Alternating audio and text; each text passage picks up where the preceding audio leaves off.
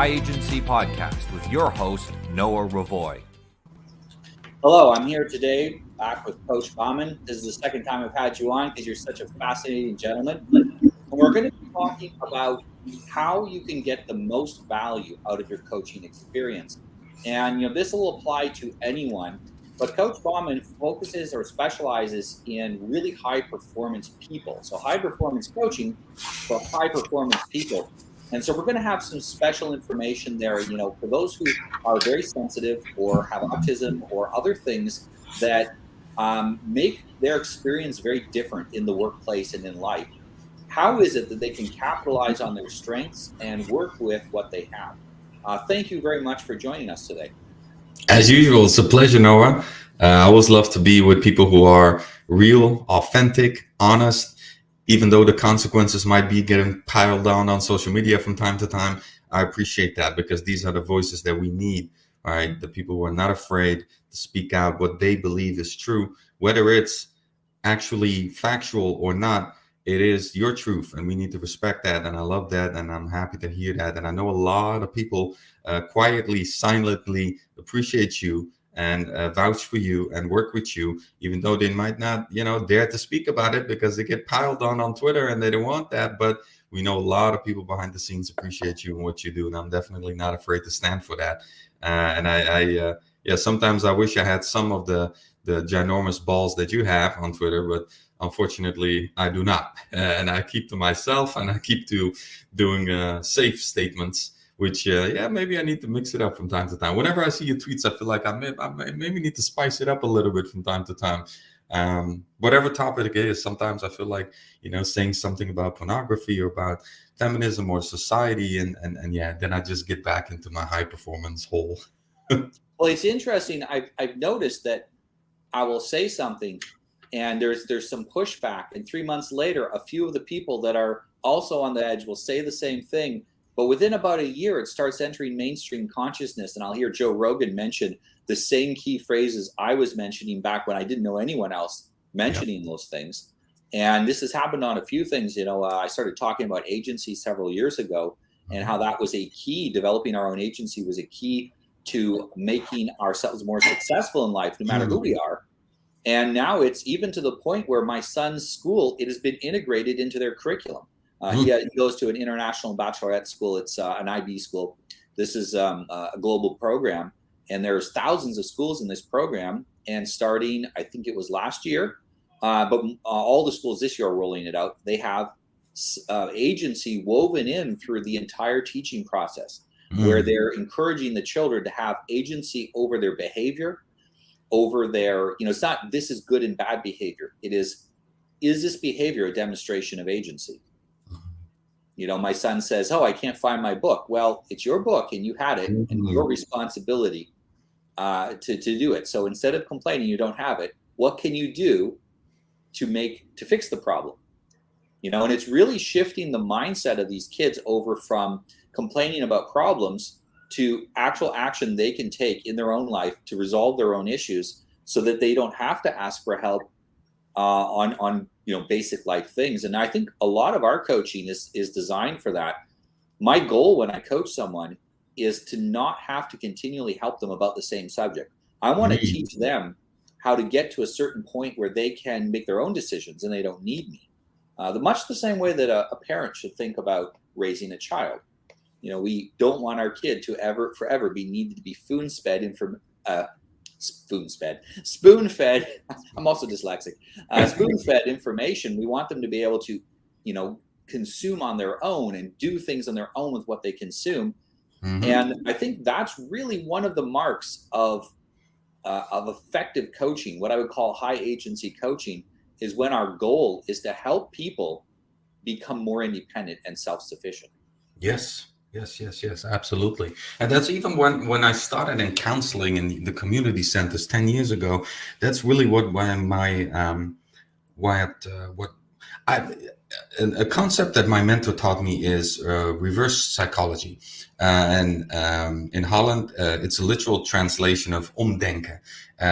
So thinking inside out, and literally translated. And what he meant by that is when I told him, I don't think I'm I'm the guy who needs to talk with his kids and help them out of poverty and drug dealing and prostitution and these low poverty, horrible environments where they grow up in. I don't think I'm the guy because I myself been through that process and I'm not squeaky clean and I made a bunch of horrible mistakes. And he said, well, that actually makes you an expert, right? And that actually makes you an ambassador of the people. And also in a way, you did not mess up your life at 16. You just went on an independent route and you figured it out.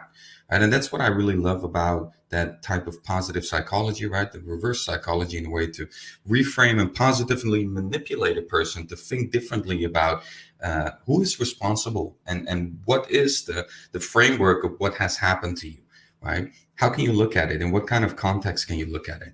Right? Is it a mistake that you made, or is it a conscious decision that you made to become independent or become whatever, right? Or to learn something.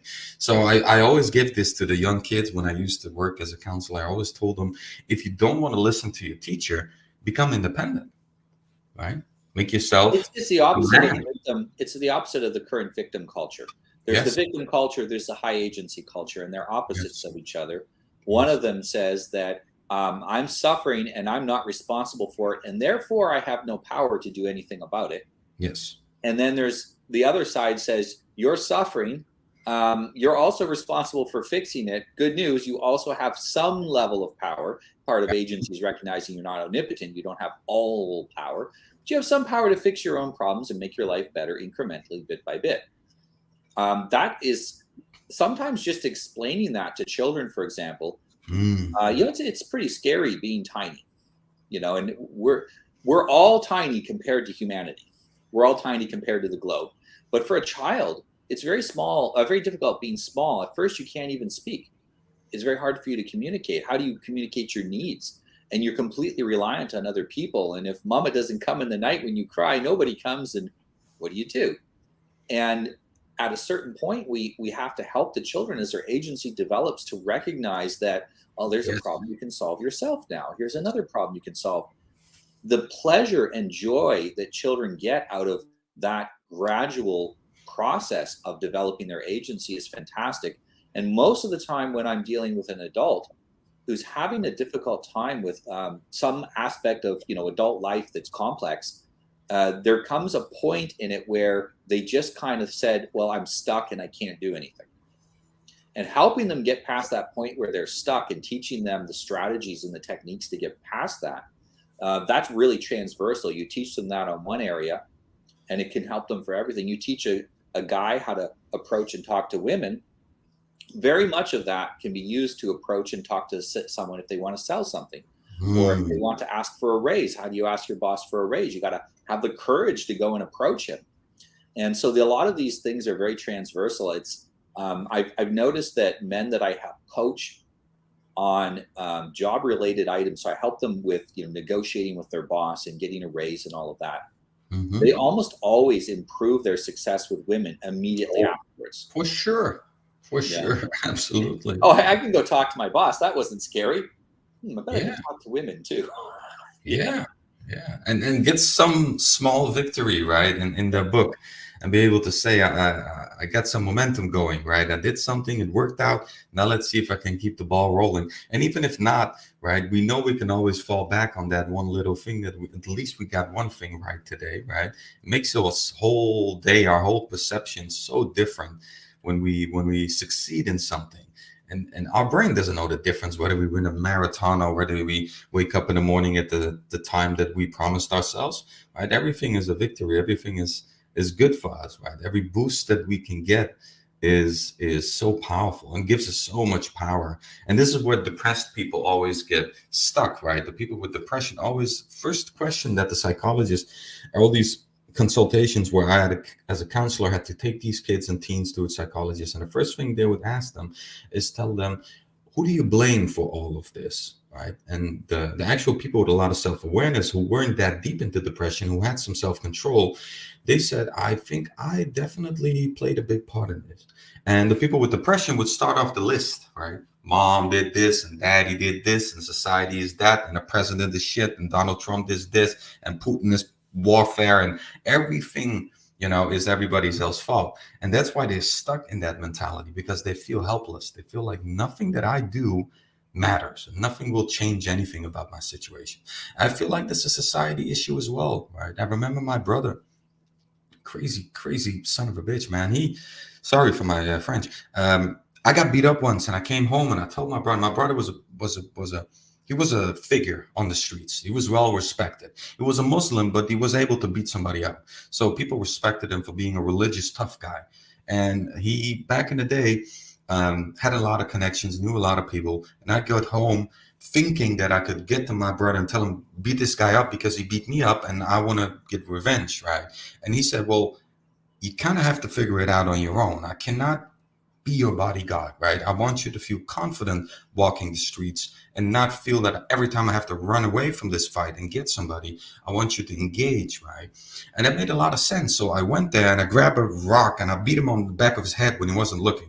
I had to be resourceful because I was not a fighter, right? So I smacked him on his head and broke his skull. That's the only way I could do it. But now looking back at it, I learned take control, be resourceful, work with your strengths. I was a sneaky little bastard. That was my strength. And that's the only way I could fix that situation. And actually did it a couple times where people started to become afraid of me because I was a psychotic kid, right? I went in and out of institutions, a mental health institution. I was pretty mentally unstable. So people slowly started to get afraid of me. Like, this kid is messed up. Don't mess with him. So I actually used that image for my benefit. And now when I tell these things to people, they say, you're insane. First of all, why did you get beat up? You should go to the police and report that kid. Where are the parents in this situation? Why didn't your brother help you? Why did your brother told you to fight back and you beat him with a stone? You should be locked up for. There's so many things morally wrong that people are now judging. But that situation meant so much for me, right? And you won't see a lot of these situations anymore in these modern society with these rules. And we're taking that away from kids, right? We're making them We're about the helpless. last generation that had the opportunity to solve our own problems. Absolutely. Yeah, we're making kids helpless and powerless, and we're making them dependent on authority that you can't rely on, right? Parents that eventually will grow old and die, teachers who are underpaid and don't give a fuck, politicians that are corrupt. There is nobody that's going to save you. Nobody, right? Ukraine is noticing this now. Europe is not going to help you, bro. You're on your own. Every country, every person in this world, when shit hits the fan, you're going to be on your own. And have you built the resilience? Have you built an army, right, in a way, mentally speaking, to deal with those times where you're going to be on your own, right? Whether it's extreme depression, eating disorder, bipolar, schizophrenia, everybody will get to some mental abyss. And that deep moment when you're in the deepest level of that abyss, usually you're going to be on your own because people don't want to deal with that shit. Right? You might have an extremely loyal wife. She might stick around for a little bit, but if you're not being the man that she needs to be, she's going to bail out on you too. Well, And I even think if that's she sticks around, she's not going to carry you. no, You know, she's going to stick around because maybe you got kids and stuff. She's going to be there, but you got to still carry yourself even when you're broken. absolutely. Yeah. And that's why I think coaching is such a huge, huge, important element of our lives now, because there are so many phases before therapy, before medication, before psychiatry, that you can catch these problems before they actually spiral out of control, before that little snowball turns into an avalanche. We can catch them way earlier than we've been doing before. Now, looking back at me as a young kid, before I went to therapy, before I went to, all these mental health institutions as a young boy, I was already too broken to be fixed. That state I was in was impossible to help me. The only way that was possible for me was for me to do something about it. I didn't create such an extreme high of urgency because my life was so miserable that I can flip a switch and get some momentum going. But no professional was touching me anymore, not with a 10-foot pole. But before that, right, there were so many signs that nobody just picked up on. And now with this generation of coaching and mentorship, I think that, that could have saved me at least a decade of my time. One of the interesting things you did is you solved that problem with that other boy by thinking outside the box. And one of the things I really appreciate about a lot of coaches is they're really good at thinking outside the box. They come up with solutions that therapists are sometimes prohibited from by law from By law. implementing. They Yeah. try things. I've had a lot of clients come to me and say, I was feeling suicidal. I will not kill myself, but I'm afraid to go to a therapist and talk about this, my past problems that I had that I don't have now, but I want to understand them so that it doesn't happen again. Yeah. But if I go to a therapist, they're going to take away my guns. They're going to Yeah. take away my rights. They're going to They'll take write away you up. something I have. I'm not be able to travel anymore. Mhm. Who knows what's going to happen? I can't trust someone that is required by law to report things. So they come to a coach. People talking about very set. I have people come to me because they have off-brand political ideas, Yes. and they go to the therapist, and the therapist is the exact opposite of them politically, and she basically says, well, you're just scum because of what you believe, and Mhm. that's why you don't feel good. And it's two that both of them are extreme, Mhm. and they're just afraid to go to a therapist because of that. And we there's a certain bent towards therapists in general politically, because of the way that the schools are set up. They attract a certain kind of person, and because of the regulations. I have some friends that were therapists, and they left therapy to become coaches Yep. because when certain issues, political hot topic issues came up, they wanted to tell the people the truth. If they would have done that, they would have lost their license. So they preempted it and said, fine, I'm walking away from it. I want to be only governed by truth and what's good for my client, and I don't want anyone else messing with this relationship. And this is really one of the important things about coaching, is to understand that, like you said, it's somebody that's on your side when no one else is, and it's somebody that you can actually trust. You can really trust them because 100%. it's just you and them. There's Yes. no third party in that relationship. And this is extremely important for most of my clients. I've had some celebrity clients that didn't want anyone to know that they were getting coaching, but Mhm. they were involved in, say, one was involved in a divorce. And in the divorce, you can subpoena financial records and find out she was going to a therapist, and then claim she's crazy. And She's oh, she great. can't have a kid. Look at this. Look how much she's spending on therapy. Yeah. Yeah. Yeah. Yeah. That's the way it No goes, problem with man. me. Yeah. Absolutely. Yeah. Yeah. Absolutely. So It's. this is one of the things about really getting the most out of coaching too, is to go there and understand that you're not going for therapy. Mm-mm. No. Okay, so what I like to say to people is, if you busted your leg, okay, and you couldn't walk for a while, and you needed therapy to help you walk again, okay, how long do you stay at the therapy? As soon as you can walk normally, you leave the therapy, right? You get out of there. Yeah, but now you want to learn how to run. You want to be a sprinter. You want to be able to run like a kilometer top speed. You want to get in great physical condition, or maybe you want to start doing deadlifts. Where do you go? You don't go to a therapist. Mhm. You go to a coach. The coach takes you from, you're not completely broken anymore, but you could be nearly superhuman. Well, Most people can achieve levels of physical fitness that, if they haven't worked out, they can't even imagine. mhm. If you see a big, strong guy, most of the time people go, well, he's just blessed with a easy to build muscle body. And that's not necessarily true. There's a lot of guys that are pretty ordinary, but they've put the work in and they've gotten incredibly strong, robustly. Mhm. Everything you can do with your body, your mind is even more flexible than the body. And by learning how to, you don't become more intelligent, but you train your ability to use the intelligence you have to a high level. And that is, the difference between a trained mind and an untrained mind is the same as the difference between an athlete and an ordinary person. Absolutely. Massive. Yeah. Whatever, if you're in a business environment, if you're dealing with relationships, whatever it happens to be in life, that advantage you get from having that well-trained mind through coaching, that's going to put you at the top of whatever you're doing. Huge.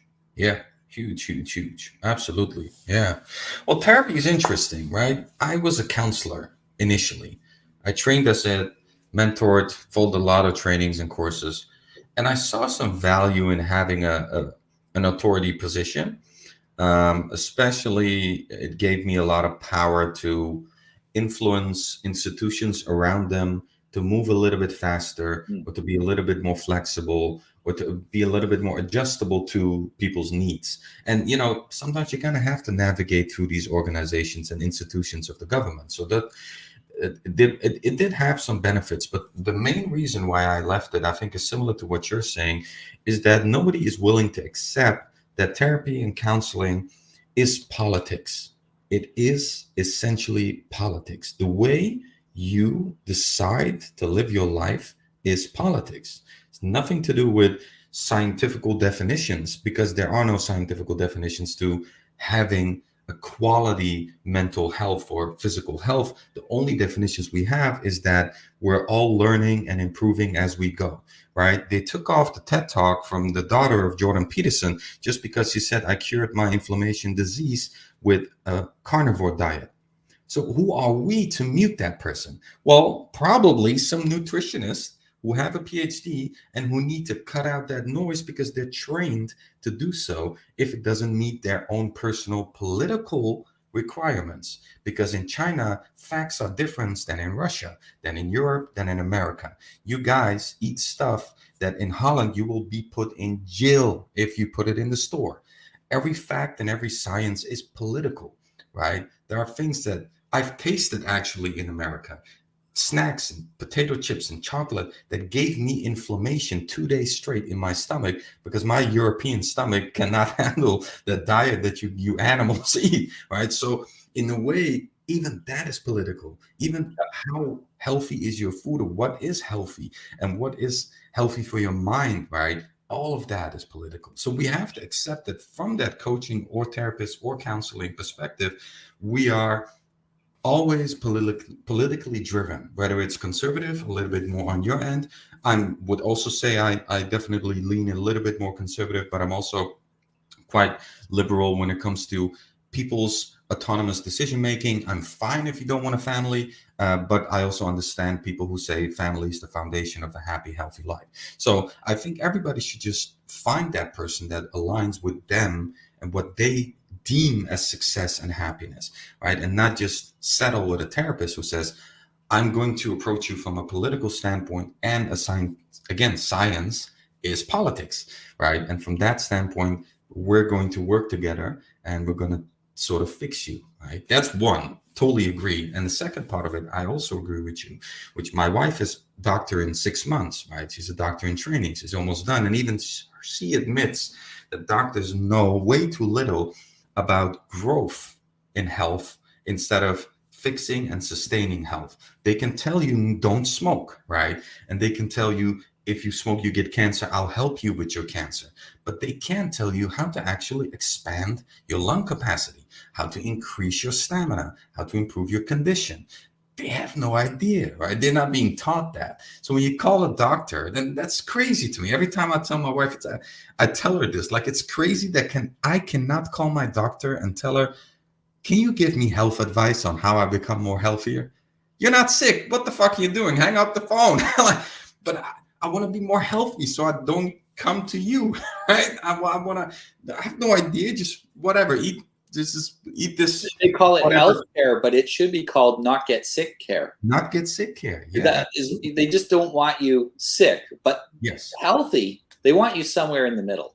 Yes, exactly. That's the most optimal client, right? For us as well as coaching in a way, we don't want all super healthy people and super mentally healthy people. We want somewhere in the middle. We don't want them sick, but so from a business perspective, it makes a lot of sense. But as a government who is supposed to take care of you, and you being in service to the government and directly in service to the people as well, I think it's tricky.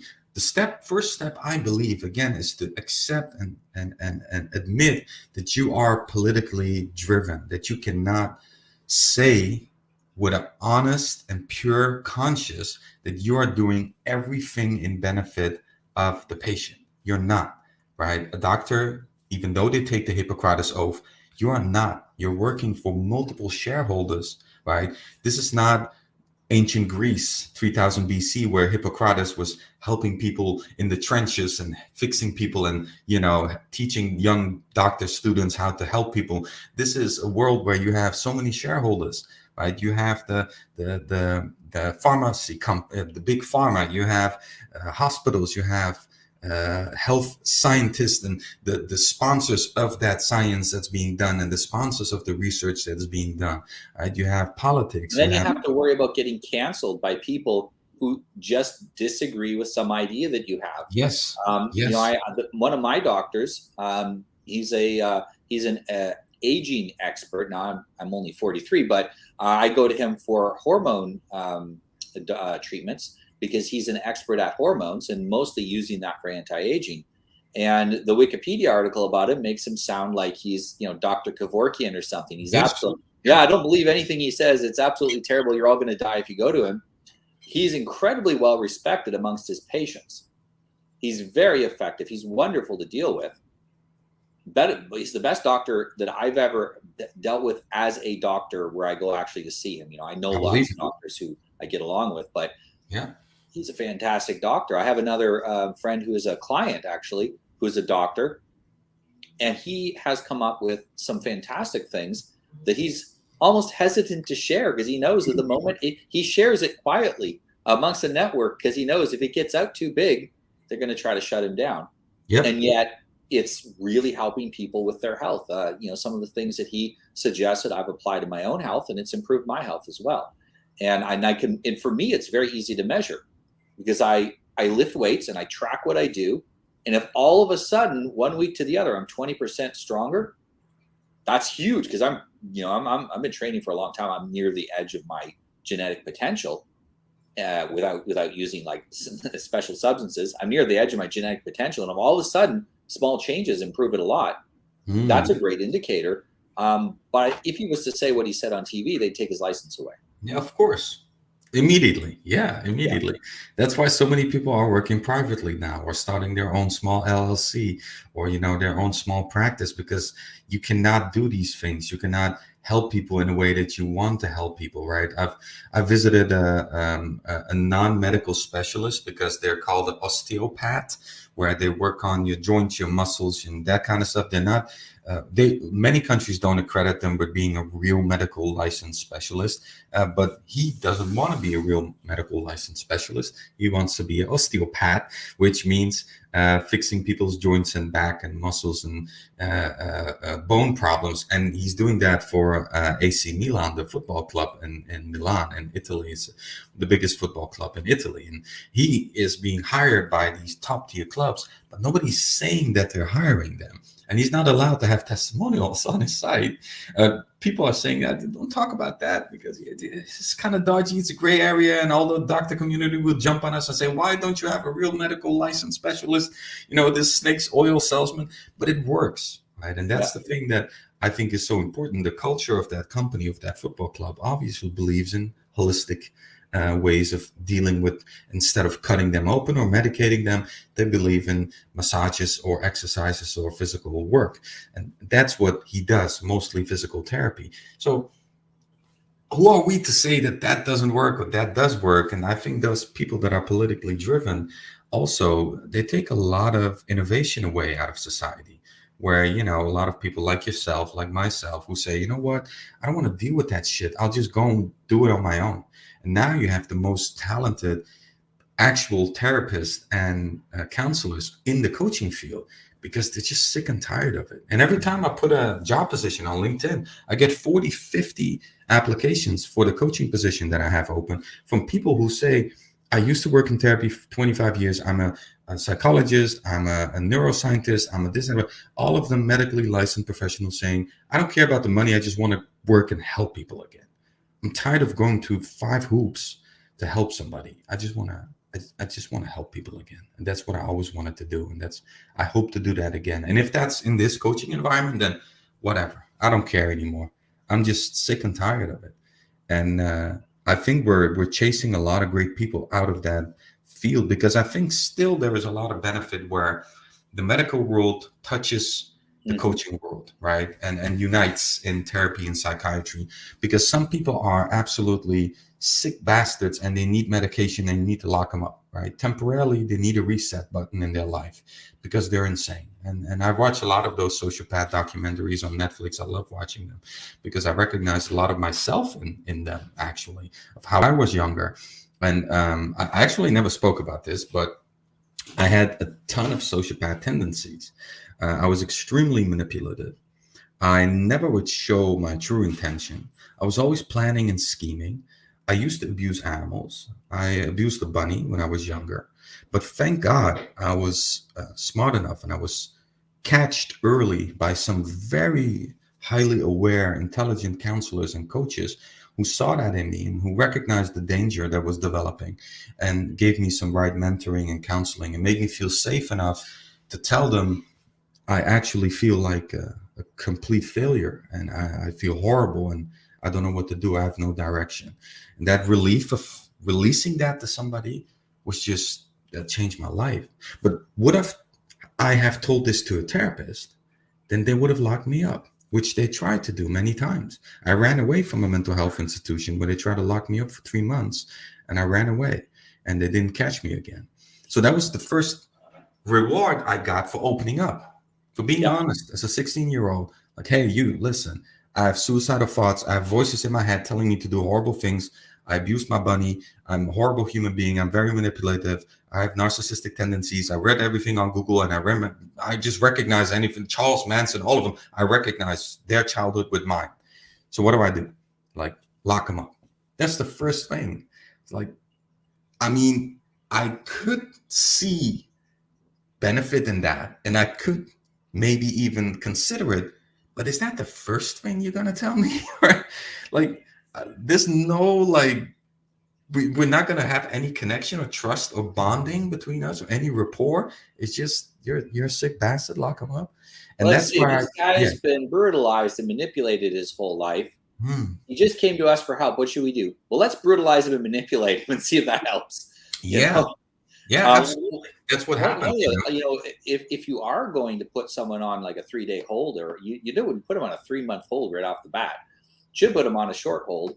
You normally try to get them to buy into it. Yeah. Like they I agree. should agree to it, not through manipulation, but through convincing them this is what's best for them. Hmm. But I tweeted this today. People are lazy, very, very lazy. They are. And the easy solution is just lock them up. It's the easy solution. We'll Yeah. deal with that tomorrow. Yeah. And Absolutely. this is one of the things about coaching is it gets you to stop taking the easy solutions to your problems and Mm. gets you to face the harder realities, which make your life easier overall. And one example of that is someone was mentioning about psychedelics. And I said, it is possible that some people get enlightenment through psychedelics. But I said, it's not that hard to get enlightenment without it. But it is a little harder than the psychedelics, and people are real, real lazy, so they'd rather pop a pill. Yeah. They do, man. They do. They take some weird stuff. They licking toads and frogs and eating mushrooms and eating all kinds of shit. It's Just because really they don't just want to an easy way actually out. talk about what's inside them. Yes, yes. And they know what's inside them. They know what's going to come out once they lick a frog. We all know what's going to come out, right? I know it's going to come out that the fact that I haven't, been in communication with my mother for the last 10 years of my life because she's a deranged bipolar psychopath. I know I'm going to have some sort of revelation about my brother and sister that we haven't been in touch for years because every time we get together, we fight and argue and cannot resolve our issues. I know it's going to come out that my dad is an alcoholic and they never had a real connection, but I try to visit him sometimes. I know all of these things, and I worked very, very hard and very deeply on them already, even though it hurts. And I think that's really what pulled me out of that sort of sociopath avalanche that I was spiraling into at a young age, and snapped out of it, thankfully, because of great coaching and a lot of self improvement. But that's where eventually everybody has to decide for themselves, like, am I going to now do some real rigorous self-investing, or am I just going to keep on this path and maybe try some psychedelics or maybe read a book or do something simple and try to get some breakthroughs left and right? Or am I going to say, you know what, let me put some money in this and time in this and effort in this and see where it goes, right? We spend money on TV, on our car, and all silly vacations, on OnlyFans or whatever guy's spending money on, and we're not spending money on our mental health. That's just ridiculous to me, actually.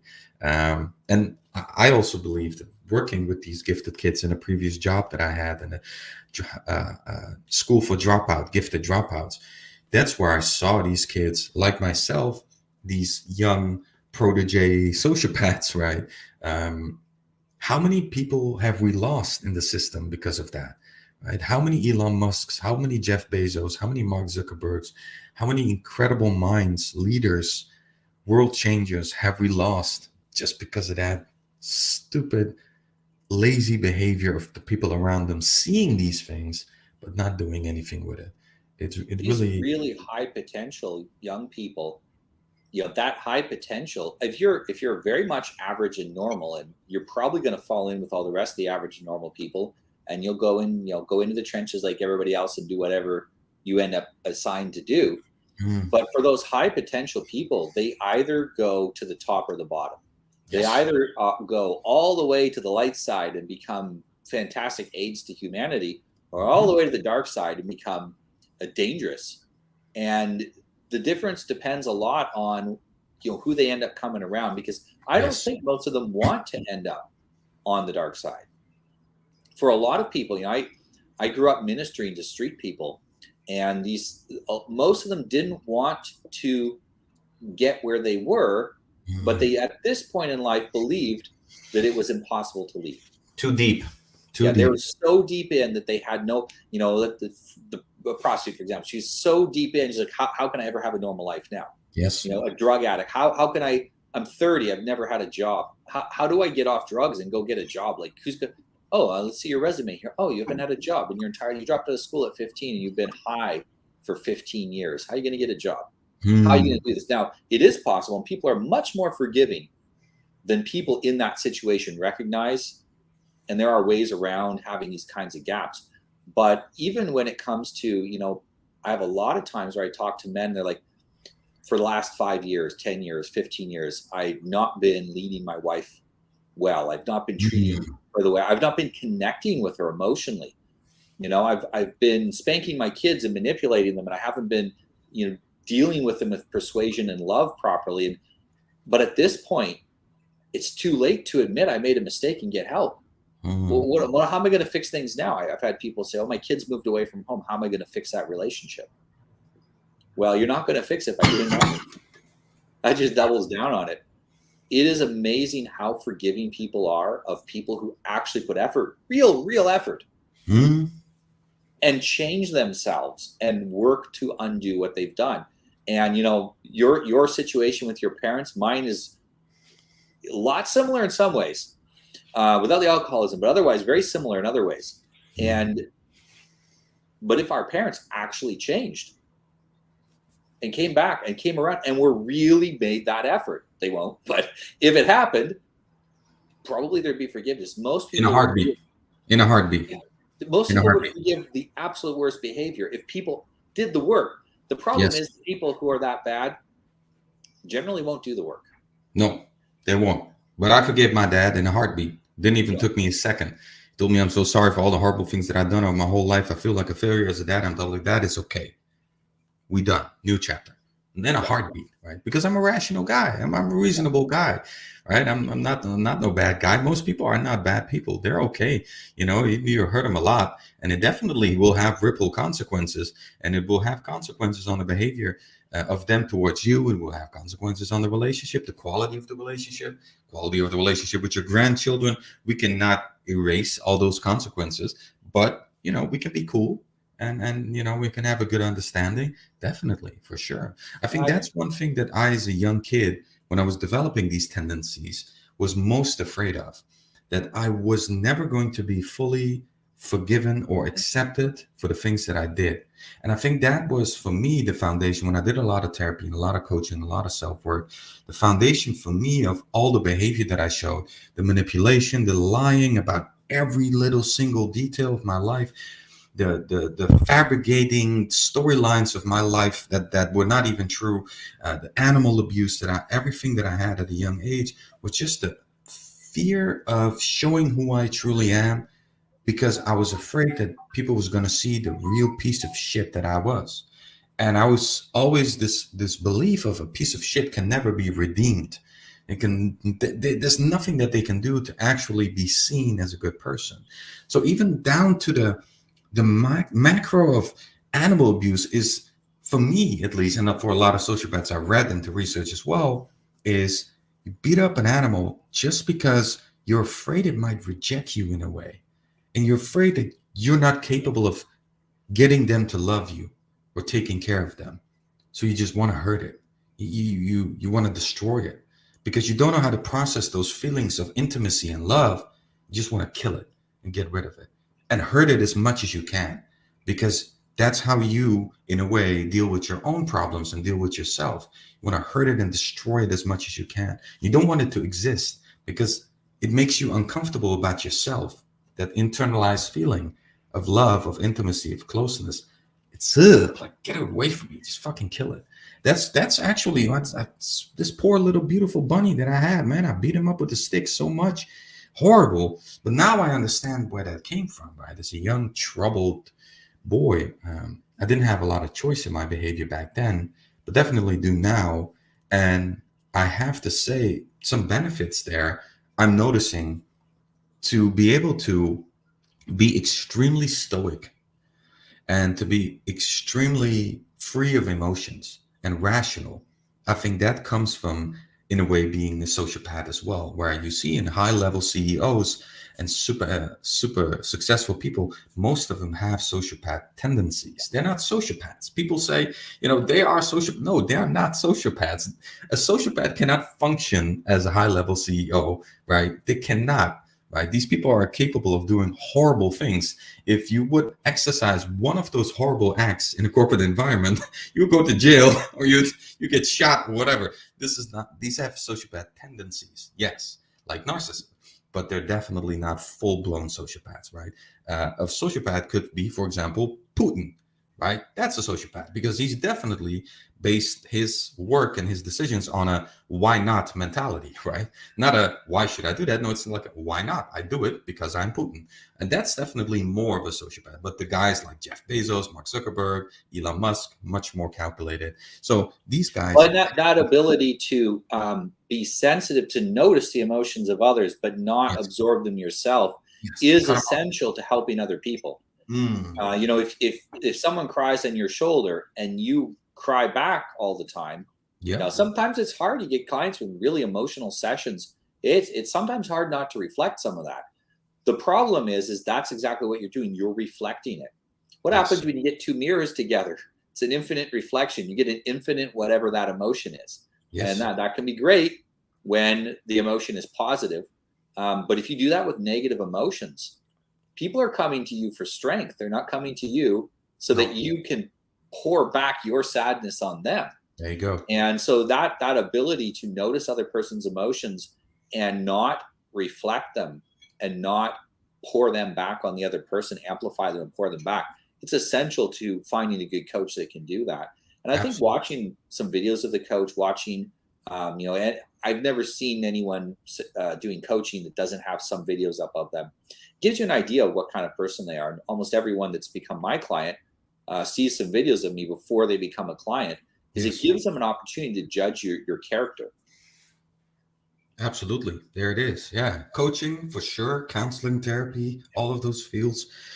You got to shake it off, go home and start your day and continue your day with your family. And new day, you start with a fully clean slate, rational, and not letting any emotions bleed through in your personal life or in your perception of that person, because they might have just had a bad day. And now you're judging the 10 other sessions based on that 1 or 2 bad weeks that they had, right? So that's also unfair to the client. They're allowed some people have to vent.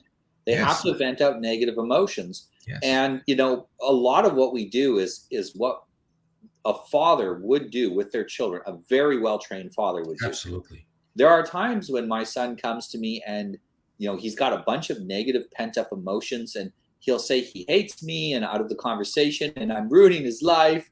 And then he'll think about it for a few seconds and he'll be like, okay, I'm sorry, that was carried away. That's not true. Actually, I know you love me. And he says, I don't know why I said that. And I said, it's okay. You had some emotions you needed to vent out. You're 8 years old. You're not a man. If you're a man and you're doing this and it's, that's a little different, but you're a child. And even a man doing that, like, part of the reason you have a coach is because it's someone safe to vent with. Yes. And there's a lot of times my clients will get into an emotional tirade And at the end, they'll come on their own because I'm there. I don't say anything. They'll talk for 10 minutes, 15 minutes, but they'll come all the way back around. Full circle. Realizing, no, that was wrong. Yes. No, I think I'm going to correct my own behavior. And they're not really angry at me. They're just angry at life, angry at some situation. And they'll come all the way back around. Now, what happens is, let's say it's a husband and he's having something his wife is doing is frustrating him. He's usually has an expectation of her that is not being met. Sometimes it's realistic. Sometimes it's not a realistic expectation. It's not being met. He's frustrated. He's very frustrated. He comes to me and he pours out all this frustration.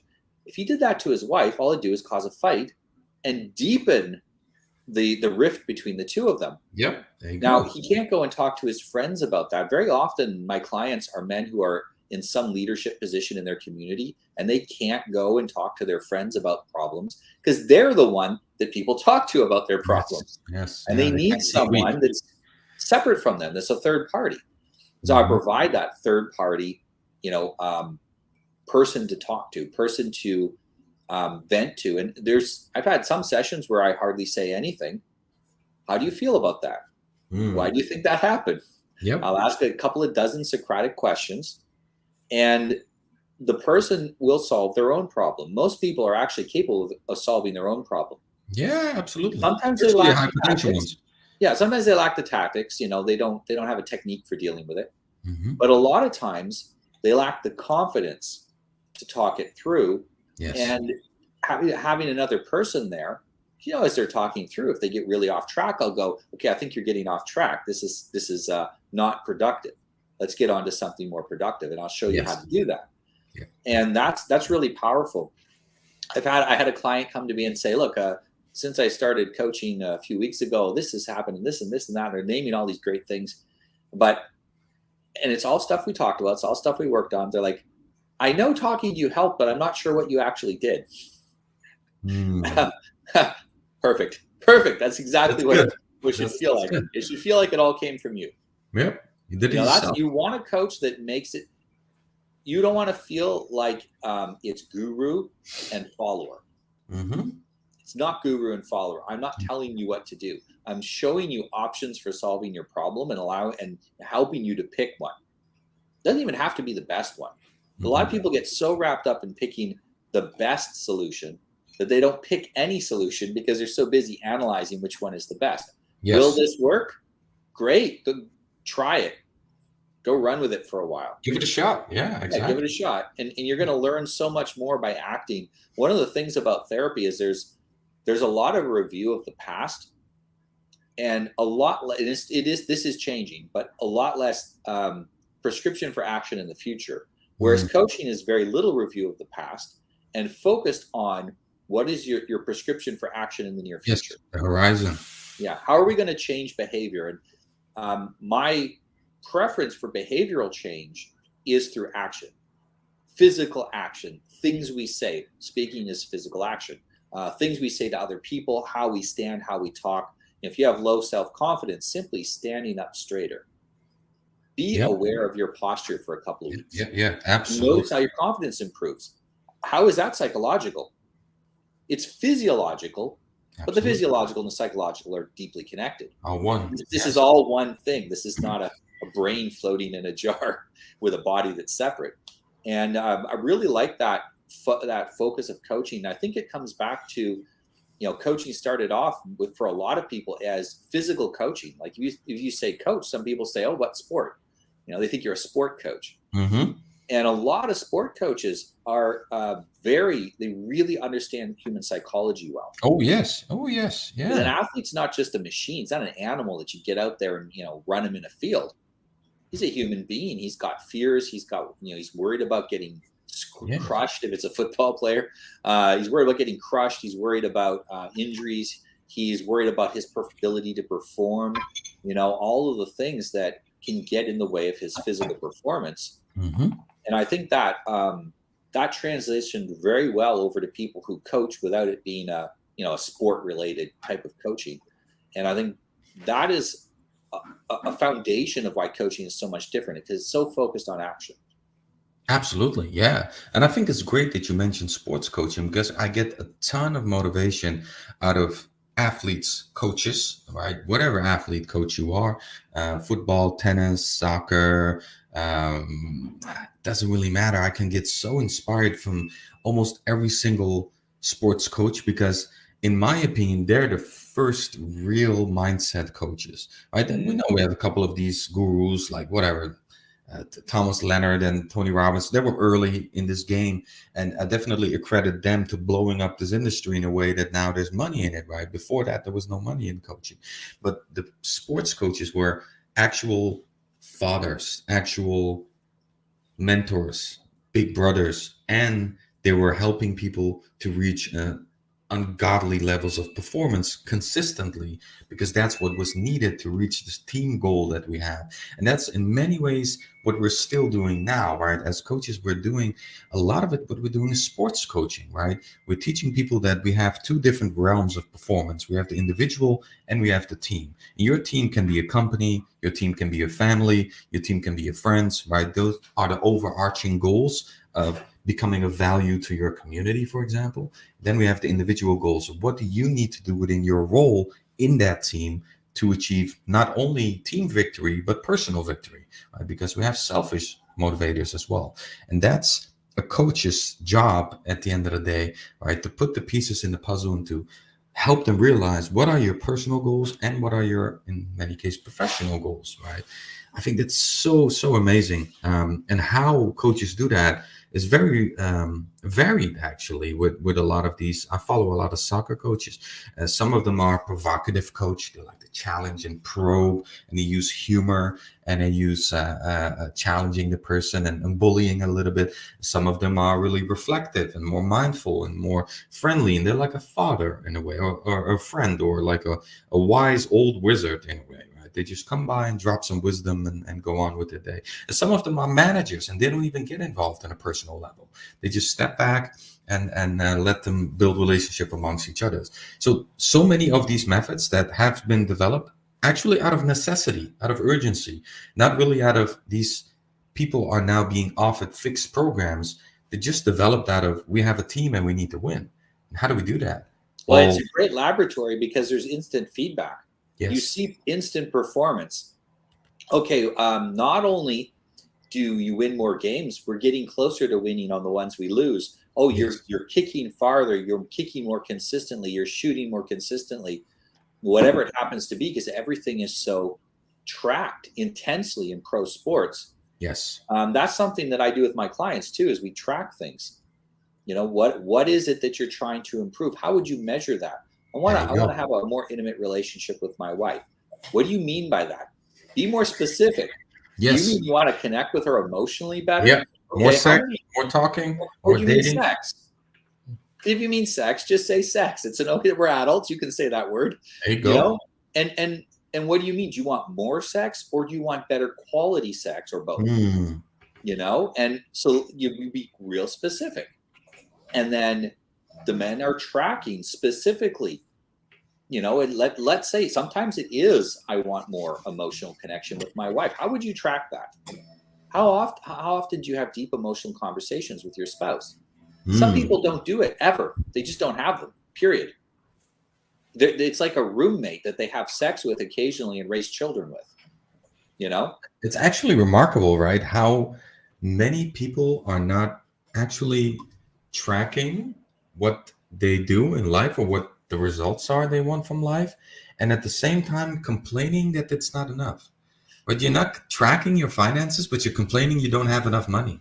I'll bet you all of these, and this is so I get so upset about it. Some Americans, you Americans, let me tell you something, right? As an Iranian, I can do that because we're arch nemesis, right? So you Americans complain so much about poverty and working 4 or 5 jobs at the same time. All of these people complaining about Amazon not paying enough, and McDonald's and Joe Biden and corruption. But if you cannot make it in America, you will die in 80% of other countries. Like, if you cannot make it in one of the best first world countries to live in by far, come on, man. Well, So you got these families. You got two guys. One makes 60, the other makes 60. One has a wife and 6 kids. The other is by himself, living in an apartment with roommates and can barely make ends meet. and he's broke. Yeah, And he's that's broke all the time, ridiculous. And making the same amount of money, living in this, roughly the yes, same state. You yeah, know, and I and there's promise you, there's people. choices. Those Yes, choices you make with what you do. yes, That's massive. I mean, just aside from the fact that the guy who doesn't have a wife and kids could probably go and get a second job. yes. Right. Can't do that when you got a wife and kids, but No, you know, no. I mean, there you go, and that's young man. That's young single man stuff. I bet you all of my money that I have, that every person that is in poverty or not doing well financially has never in their life tracked their finances, made Yeah. accounts, made books about what the hell am I spending my money on? Even if it's $200 a week, what is it going to? How am I spending it? And am I using it optimally? Right. And at the same time, I see these shows about poverty and people poor and not having enough money, and they're buying garbage, expensive garbage, mind you, right? And feeding themselves, making them sick, racking up medical bills, getting more sick, paying money to medical bills, and eating garbage, and this cycle endlessly. And I think in that space right there, that's a coach, man. And I think that's Holland. It's incredible because Holland has very, very highly developed social systems, and they are one of the most social countries in the world, where every city you will have access, no matter how small the city is, you will have access to a counselor slash coach, whether it's financial, whether it's for addictions, whether it's for social welfare, whether it's for your well-being. So you can have access to these people and just sit there and tell them, listen, I make $200 a month. How the hell do I manage? That's what I did when I was 19, 20. I was 25,000 in debt because of just stupid mistakes I made. And then I went to a finance coach and told him, how do I do this? And they say, listen, you have $900 a month, euros. It's not a lot of money, but we can make it work. Just do this. And in like 7 years, you'll be out of debt. I mean, that's better than nothing. Took me Right. 7 years, like 8 years in actually. 90 days. Something Yeah. you did a great post the other week about, or I think it was this week, and you mentioned that there's, you have people that they're trying something, they're being pretty consistent for 30 days or 60 days or whatever you said, and then they come back and they go, how come all my problems haven't been solved yet? Yep. And I have sometimes I've had men say, yeah, I've been doing what you said, things are a little better, but everything in my marriage isn't perfect yet. You were 15 years a lazy husband. Absolutely. Your wife doesn't believe it yet because you're like 15 days are doing the right thing. That doesn't compensate for 15 lazy years. Exactly. Yeah, your kids aren't going to trust you right at first. If you've been a neglectful parent and suddenly you become a caring and concerned parent, your kids aren't going to believe it's real. No way. Because it's so scary for them that, oh, maybe this is real. And then if I accept it and it goes away, I'm going to feel terrible. Better I just keep my mental vision of my dad as an incompetent because it's safer. You take some consistency. You have to hold with it. And I've seen that with families that, one of the things I help families do is go from a chaos to order. Put order in the family. And this isn't like being some sort of dictator to your wife and kids. This is more along the lines of providing them some predictability and some ability to know what's going to happen in life. What's life going to be like? Where are we going? Yeah. And for children, this is extremely important. My kids are like, I want to eat at the same time every day. Why? Because that's when I get hungry. Yep. Makes sense. I wanna, what is it? You got to tell me, my son says, you got to tell me when I'm being weird. Because I don't know.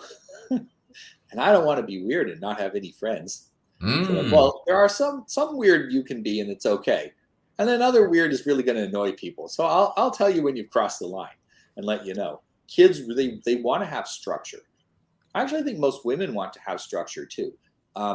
Creating structure in a family environment can be a difficult thing. It can be stressful. And I've had a lot of women say to me, I wish my husband would create this structure, and they'll describe what they want and go have that conversation with them. No, I haven't asked him for it. Go ask him for it. Ask for what you need. And the men that do that, though, if you've had chaos in the family, and suddenly you present a plan for order. Mm. Okay, we're going to get our finances tracked. We're going to start working together to clean up the place. We're going to do whatever it happens to be. We're going to have some consistent meal times. It could be anything, bedtimes. At first, everyone's going to test it because whether order or not sticks or not depends on you and your willingness to stick with it. And they're not testing your plan, they're testing you. Because and you only get tested when you've shown a prolonged period of not being reliable. Yeah, sample size, man. You need a good big sample size to prove that you are the person that you're saying you are. Exactly. When I'm with my son and I say for him to do something, hey, Levi, come here. I ask him once and he comes over. My wife, she calls him 10 times. And she's like, why does he come the first time you call him? I said, because if he doesn't come, I get out of the chair and go to him. And then I lead him over here. And then we have the conversation. And he knows that I'm serious about it. He knows that it takes you 10 times calling him. And that sometimes he'll still give up. So he's not going to go over there. He's not going to take it seriously. And so now she's figured this out. She's fixing that behavior. But I had to let it go for a while. This is one of the things. There are a lot of advanced fathering and husbanding techniques that there is no book about it. Mm-mm. You only learn this from your dad, your grandpa, your uncle, or a coach. It's the only place you learn. And the feedback of your family, right? Yeah, and the feedback of your family. Well, and some of these will work on some families and not on others. Yes. I find that what works well on mine is to let them do it wrong a few times, to go along and go, hey, let's see if we can make this better. And get their buy-in on it. My wife's very agreeable to me, but she's in general a disagreeable person. I'm disagreeable. My son is super disagreeable. All three of my children, their report from school said they don't like to follow instructions. Sounds about right. What to do. And my wife went to the school and said to them, well, when she dropped them off after we read this, she says, yeah, that's who they are. That's their personality. They don't work by being told what to do. They work by, we get them on board our plan. Yes. A little more upfront work. It's a lot less. My son now, he does 50 push-ups, 50 kettlebell swings, and overhead presses, 15 on each side. And he's getting really fit. He's 8 years old. He's solid as a lump. If he runs into you, feels like he got hit with a hammer. Yeah. And if I told him, if I said, you have to do it, he would not do it. I guarantee you. No. He wouldn't do it even if he wanted to do it. But I explained to him the advantages and the benefits. And now all I have to do is go, you should do your exercises. Oh yeah, thanks for reminding me, Dad. He'll do them. Still needs a little trigger to remember it. But he's on board with it. Same with cleaning up. Because it's his exercise, right? Yeah. If I say clean up the room, exactly, it's his. He takes ownership of it. If I say clean up the room, no, Dad, I don't want. I got other things I got to do. I'm tired. I need to eat, whatever. And I'll say, hey, Levi, could you help me clean up the room, or could you clean up this room? Because I'm going to have clients later, and it's easier for me to work when there's not your toys around. Oh yeah, sure, Dad. I'll get right on that, and he'll start doing it. It's a matter of, these are, I talk to so many parents that say, but if I don't hit my kids and manipulate them, how do I get them to behave? Or how do I get them to do what I want them to do? Well, you don't. You get them to want to do what needs to be done. Yes. I want to do what they want to do, right? And make sure that their motivation is aligned with you, right? Yeah. And aligning that motivation and recognizing that your children's motivations won't always be 100% aligned with you. I've had a number of parents. How do I get I want my kid, my kid's in like this extracurricular activity and they're not doing well. And they don't like it. And it's a fight to take them. Like, okay, so stop taking them. There you go. But they need to learn to play an instrument. Why? What's going to happen if they don't learn to play that instrument? Well, I want them. I want. So it comes down to the parent. I want. That's what it always comes down to. I said, that's great. And if they agree with what you want, fine. But if they don't, why are you making them do this? You're expending your love capital that you have on that kid. You have a certain amount of relationship capital with people. Yep. If I said to you, hey coach, I really need to do an interview with you immediately, really quick, last minute. I have enough relationship capital. You probably, if you had time, go and do it. But if I showed up at your house and said, I'm homeless, I'm going to stay here for 3 months. We don't have that kind of relationship. We don't have that. I don't have that capital with you. But I have friends that I could do that. I could say to them, something happened and I got to stay with you till I get on my feet. Yes. And they'd be like, oh yeah, come on in. And it wouldn't be a problem. But on the other hand, that's because, you build that relationship capital, but you also spend it every time you need something from someone. Mm-hmm. And the more that you spend that relationship capital, if you're spending it at a faster rate than you're accumulating it, eventually the relationship goes bankrupt. Absolutely. And for a marriage, that means divorce. For children, that means that they'll become alienated from you. They may not be able to escape until they're old enough. But there are a lot of people, a lot of boomers are going to end up in the cheapest old age home that their kids can find. Yeah. Because boomers were notorious for this. Take everything they could take, give nothing. Absolutely. Yeah. And that's, if you've been doing that with your kids, man, you need to contact a coach that specializes in family stuff, and you got to fix that now. Don't wait to fix that, because the hardest thing I think in relationships to fix is dishonesty, and the second hardest is selfishness. And they almost always go along. If someone comes to me and says, look, I want something from you, and they're selfish, but they're completely honest with me. I want something from you. I want to pay as little as I can from it and all that. I'm like, okay, I have a boundary. I'm not going to let you pass the boundary. But hey, you're being honest about it. And if we can work together, we will. But the problem is that selfish people never come to you honestly. No. They never come to you and say, I want everything and I'm going to give you nothing. Yes. I was trying to pull some slick shit. Yeah. It's usually the opposite. I'm going to take everything. I'm going to give you everything, and I don't want anything in return. Yeah. I'm a good guy. That was some manipulative shit. Yeah. I was such a good parent. Meanwhile, every one of your kids disagrees.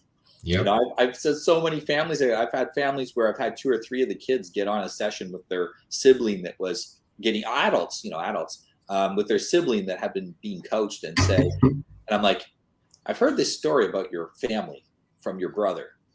Is this true? Yeah, it's all true. It's all true. It's just as bad as he says. Yeah, it's all bad. Okay. Wow, that was hard to believe, but if you all agree, that's the story. If you have 5 kids and all 5 of them tell the same story about the horrors of their childhood, it doesn't matter if it happened or not.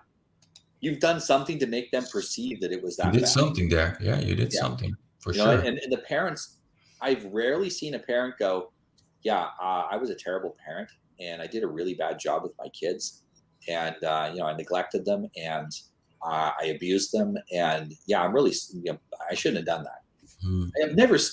I've really never seen that. There are people, I know lots of people right now that their kids are very young and they're deathly afraid of passing on that same trauma that they received as children. These are my favorite people to work with, because I can help them. I can help them before they've ruined the relationship with their children. Exactly. And they should be.